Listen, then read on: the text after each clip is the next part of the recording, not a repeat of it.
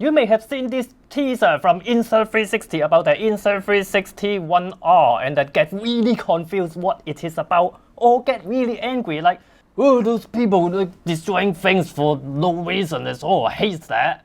But then the image of it got leaked all over the internet, so now you know it is this thing. Yet 3 weeks ago when this arrived at my doorstep, I don't know what to expect. Is it one camera or 2 cameras? This is 360, but what is this? What and what's this? Nintendo Switch? What is this? I never pick up any camera and then I can't figure out how the zip work. What? Okay, you clip this in, but then okay, I clip that in, but then what does it do? What's this? What's this thing? Okay, oh, I get it. These are 2 cameras. One is action camera, and another one is I think it's an action camera. I think for now. You can say this is the camera body. Basically, it got the storage, control, CPU in here. And then you pick, do you want action camera or 360? For example, I want a 360 today. So I plug it in, plug them together. And then because this is not secure, you will drop it. So this is the battery and actually the structure that hold the whole thing together. So now you have a 360 camera. Of course, now you all know that because of the leak. Okay, I have been thinking Insta360 might release something not a 360 camera. They might release an action camera because with the 360 1 and then 1X, they have better and better, keep improving the stabilization, the flow state. They call it flow state. Don't really know what that means, but it's, yeah, really stable. So they kind of like they got everything to make an action camera. So, but then if they make an action camera, it would be like, what would they do? Just make yet another action camera? But turns out, it is kind of similar, but then it's not that similar. Now, of course, one of the questions is, you can get this, or GoPro, or, I mean, you can get this, or the standalone 360 camera. Why should you get this instead of this? But let's look at the camera itself first. Now, this is, as you can already see, you can change it into a GoPro, well, action camera, or a 360 camera. You just remove the battery, assemble, and yeah, and then now this is a 360 camera. But this is Insta360, at least this is a Insta360's first waterproof 360 camera. This can waterproof under 5 meters. Of course, it's not that really impressive, but 5 meters at least means that you can use it for water sport, you can use it for not diving, but I mean, swimming should be really, should be good enough. Spec is actually really similar to the Insta360 one, which is it do 5.7K 30p, 4K 50p, 3K 100p. But of course, it still got the invisible selfie stick thing. To mount it, you have to put it in this kind of like a GoPro frame. Yeah, I keep talking about GoPro a lot in the Insta360 video. Oh no, they are going to stop paying me for saying good things about them. No, they don't pay me. And then of course in this package I have the action camera module as well. They call it just the 4K wide angle. Now this 4K wide angle module, it can do 4K 60p, which is not bad. I mean, but it kind of like not bad, but kind of like expected. 4K 60, come on. You can flip the screen in front. You can have a selfie screen or the normal screen facing backwards, so you can put it. Yeah, now it's selfie. And it's really similar to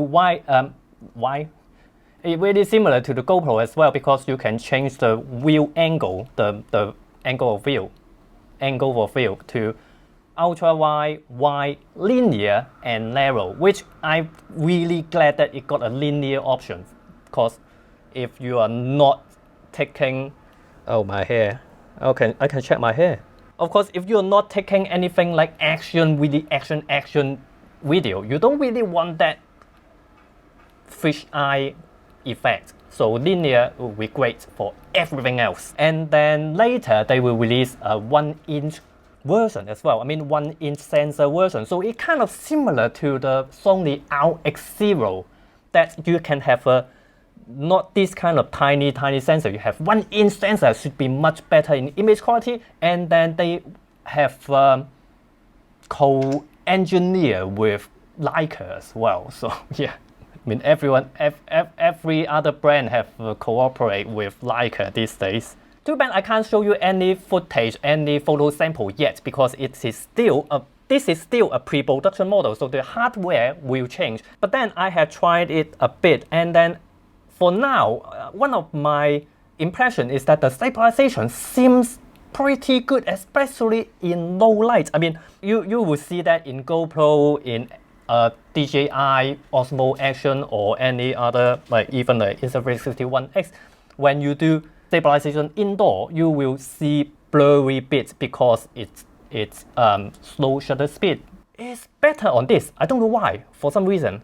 But I have to do more tests when I get the official firmware and official camera. This is not even the official camera. And then one thing really exciting is that, forgot, it will support Bluetooth mic like AirPods. This is my new AirPods Pro.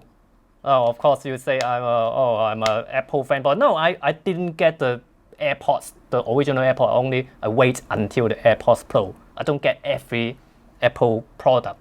But yeah, it works with AirPods Pro. So imagine you can just put a earphone in, and then you have wireless mic works with it. Like, why don't other cameras support that? So why can't my Sony camera support Bluetooth headphone? Now before that, I always think that Bluetooth headphone, because they have delay, so cameras can't use the delayed audio for recording. But why can they do that? Why not a camera?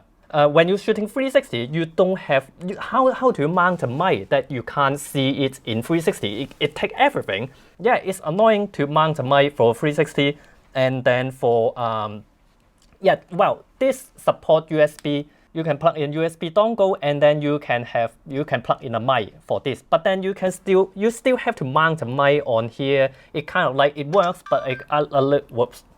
It kind of like it works, but kind of still annoying. And then it's kind of like fragile. There's a mic dangling around, especially with the co-engineer with Leica, the 1-inch sensor module. Then I'm really excited to test it if I can shoot vlog with that 1-inch sensor thing, and then use this as a mic. This would be so good. Oh, also the 1-inch sensor module will shoot 5.3K, which is not a lot. It's not 6K, it's not 8K, but 5.3K. That means if I editing in 4K, I can still crop in. I can still zoom in, open gates. Now this is an Insta360 One R, really interesting product. But then it kind of like, it might be annoying to that you have to assemble it, you have to disassemble and assemble every time you change the configuration. But if you stick with just one configuration, like action camera, it kind of makes you think, why don't I just get an actual action camera? Or if you stick with 360, why don't I get the standalone 360 camera? Rather than this, you have to assemble and disassemble. But of course, it makes financial sense, because you can start with an action camera, and then you can just buy another module to add function into this camera, rather than buying a whole new camera that costs more. And also, their price are really competitive. They're just targeting their competitor, looking at their price, and then set their price. But what do you think? What do you think? Should you get something like this modular? Do you think modular is a good idea, or you should just get standalone camera? Leave your comment below. Start a discussion, argue with our fellow people. Now before I end, I don't have a sponsor message, but I have a Patreon thing for quite some time. Patreon is another website, patreon.com, that you can support a lot of artists, YouTuber, photographer on Patreon. So I have a patreon.com/vlogcheung. You can pick your perk, you can unlock some exclusive stuff. But if you don't know what is Patreon, you don't know should you trust Patreon, you can do it in YouTube as well. Next to the subscribe button, there's a join button. Basically the same thing, you pick your perk, support me monthly, and then you get your perk. And when you leave your comment, you have a little icon next to your name as well. So everyone knows that you support this channel and you like me. There are kind people, really kind people that have already supported me for months, for years, and I thank you them so much on supporting this channel on Patreon and in YouTube as well. So check them out if you can help, if you really like this channel and want to help out, check them out, and thank you so much in advance.